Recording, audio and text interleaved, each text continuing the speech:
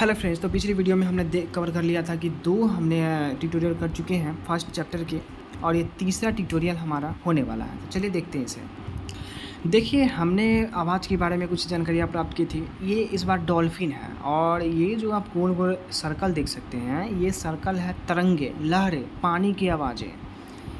क्या बोला जा रहा है सो देखिए। डॉल्फिन भी एक तरह से आवाज़ें निकालती है और एक दूसरे से बात करती है। वैज्ञानिकों का यह मानना है कि कई जानवर की अपनी पूरी भाषा है, ठीक है ना।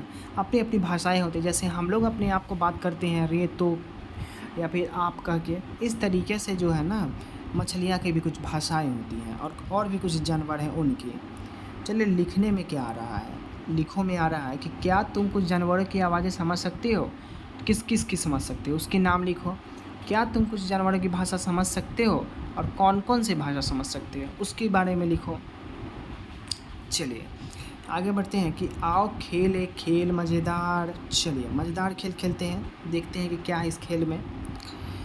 किस तरह पक्षी हर बात के लिए अलग अलग आवाज़ें निकालते हैं, उसी तरीके तुम भी अलग अलग बातों करने के लिए अलग अलग भाषा की बना लो। अब देखिए कि ध्यान रहे कि बोलना नहीं है, केवल आवाज़ें निकालनी हैं और साथियों को अपनी बात समझानी है। किन किन बातों के लिए चेतावनी का संदेश भेजना चाहोगे, जैसे कक्षा में टीचर के आने पर।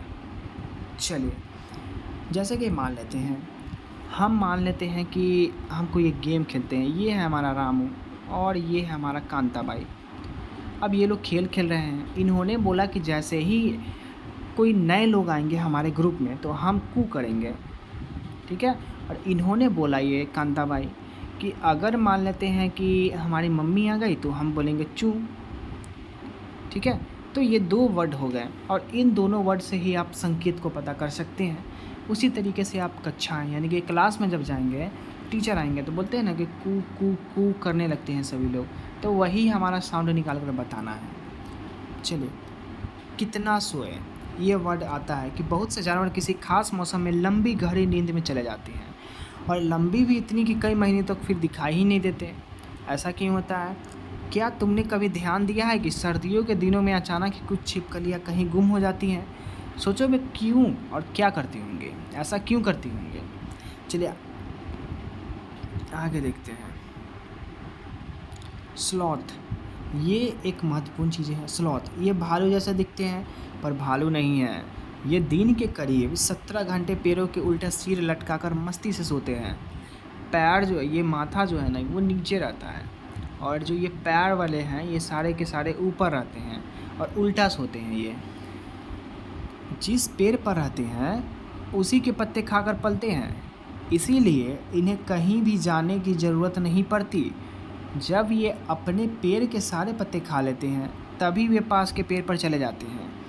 लगभग 40 वर्षों के अपने पूरे जीवन काल में ये मुश्किल से 8 पेड़ों पर घूमने की तकलीफ़ उठाते हैं, और ये सप्ताह में एक बार ही शौच करने के लिए पेड़ से नीचे उतरते हैं। सोच लीजिए ऐसा आपके साथ होता तो क्या होता।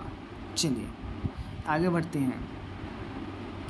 स्लॉथ का जगना देखिए 24 घंटे होते हैं, 18 घंटे और 6 घंटे स्लॉथ का सोना होता है हमारा टोटल, समझे।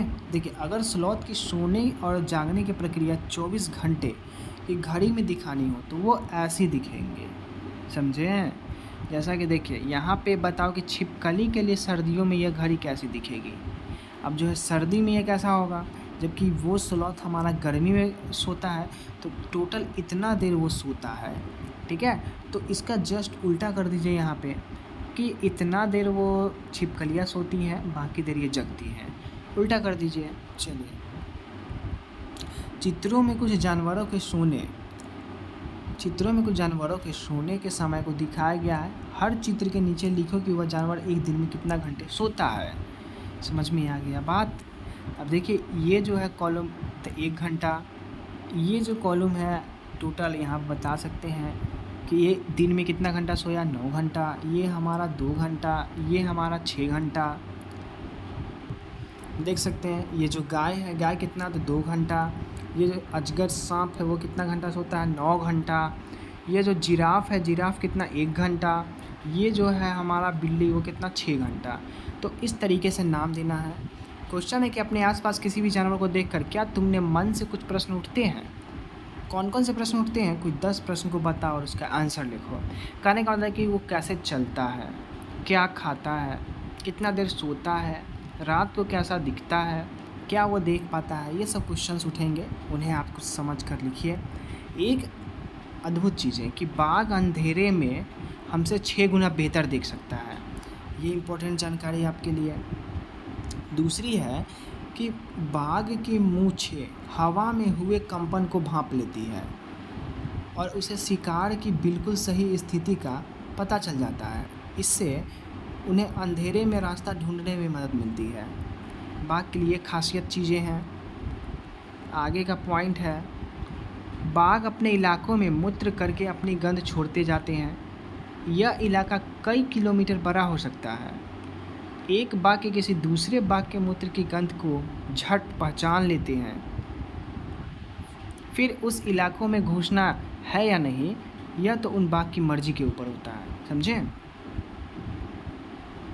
चलिए आगे क्या है कि बाघ मौके के अनुसार अपनी आवाज़ को बदलता रहता है। गुस्से में अलग अलग आवाज़ और बाघिन को बुलाने को तो अलग आवाज़ निकालता है।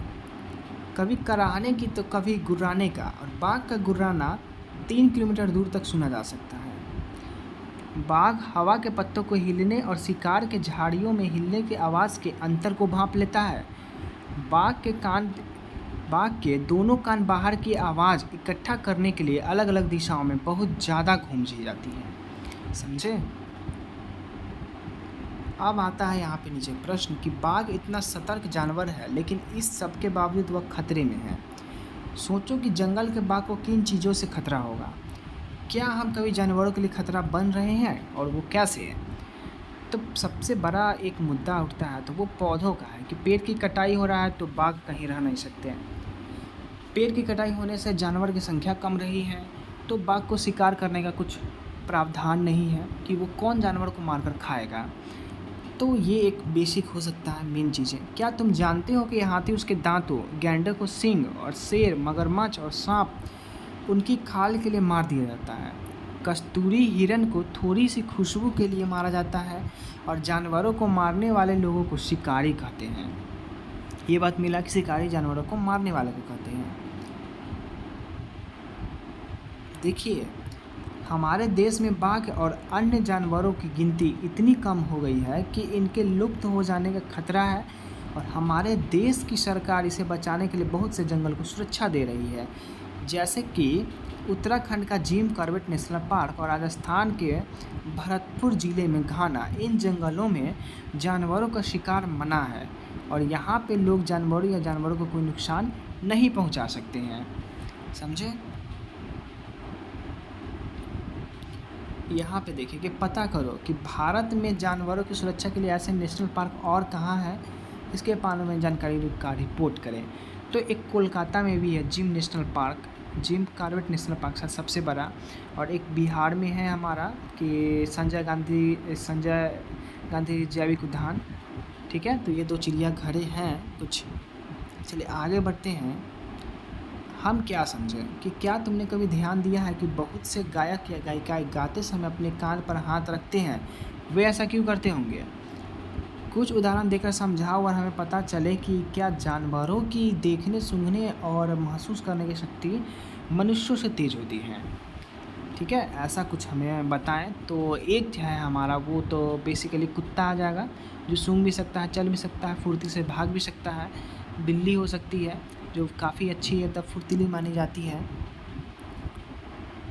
चलिए, अब हमारे पास कुछ बचा नहीं, एक कागज़ का कुत्ता बनाना है। कैसा? तो एक आपको ले लेना है इस तरीके का पेज ले लेना है, जैसा हमने ड्रॉ किया है। ठीक है, ठीक है, इस तरीके से ले लेना है आपको, और ऊपर से आधा इतना काटना है और एक इस साइड से काटना है। ठीक है, अब देखिए इतना काटने के बाद फिर दूसरा भाग में क्या बोला है कि जैसे आप इतना का आपने मुंह से काटा, यहाँ काटा, तो यहाँ पे आपको आँख मुंह बना देना है। अब उसके नीचे में यहाँ पे कटिंग करना है, फिर इसके तीसरे नंबर पे कटिंग करना है, और इसके बीच में पूरी तरीके से ऐसे दे देना है। ठीक है, और अब देखिए ये वाला जो है ना प्रथम वाला 1 नंबर, इसे आप इसमें फँसाइए। ये वाला जो है ये इसमें फँसा दीजिए और ये पीछे वाला को इसमें फँसा दीजिए, तो आपका बन जाएगा ये पूरा का पूरा डॉग बन के रेडी हो जाएगा। ठीक है, देखिए यहाँ पे जैसा बोला गया है कि पहले आप पहला नंबर को फँसाइए, फिर दूसरे नंबर को फँसा लीजिए, फिर तीसरे नंबर में, चौथे में बनकर रेडी हो गया। कुछ इस तरीके से